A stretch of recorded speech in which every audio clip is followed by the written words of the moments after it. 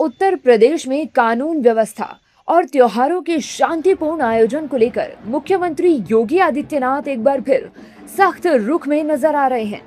आगामी मुहर्रम के मद्देनजर सीएम योगी ने राज्य के आला अधिकारियों और जिला प्रशासनों को कड़े दिशा निर्देश जारी कर दिए हैं।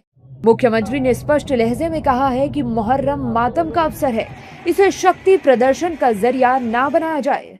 सीएम योगी ने कहा है कि मुहर्रम के जुलूसों के दौरान किसी भी प्रकार के अस्त्र शस्त्र के प्रदर्शन की अनुमति नहीं होगी।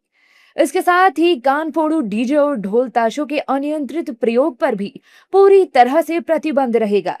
कहीं भी किसी भी नई परंपरा की शुरुआत की इजाजत नहीं दी जाएगी।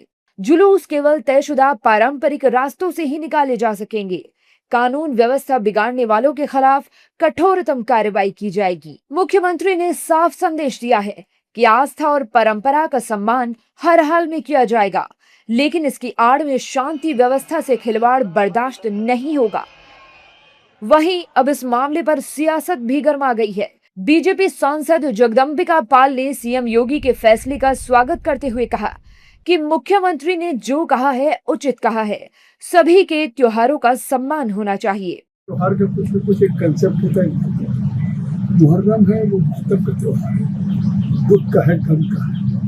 तो उन्होंने यही अपील किया है कि अगर मातम है तो जो उसकी रवायत है, सलाहियत है, उसी तरीके से उसको मनाएं, लेकिन मतलब लॉ एंड ऑर्डर के लिए या जिस तरह से मतलब शक्ति का प्रदर्शन हो या हथियार हो या कानून आवाज हो, उसको निश्चित तौर से उन्होंने कहा ये बात उचित है। आखिर त्योहार मनाने से किसी के भी ऐसा होना चाहिए कि कम्युनल हार्मनी हो, सांप्रदायिक सौहार्द, न कि इस तरह का हो कि दूसरों पे प्रभाव। हालांकि विपक्ष सीएम योगी के इस फैसले पर नाराज नजर आया।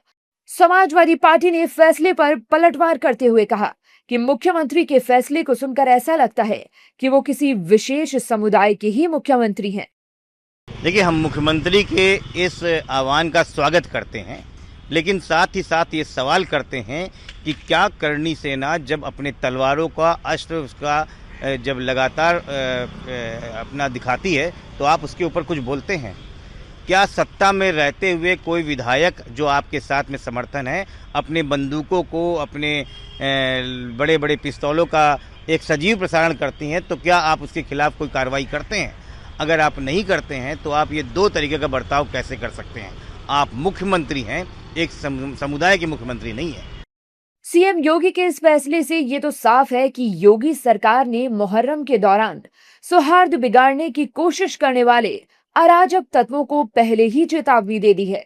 अब देखना यह होगा कि मुख्यमंत्री के इन कड़े निर्देशों का जमीन पर कितना असर दिखता है और प्रशासन इस पर कितनी मुस्तैदी से अमल करता है। हालांकि मुहर्रम को देखते हुए मुस्लिम क्षेत्रों में पुलिस बल की अतिरिक्त तैनाती कर दी गई है।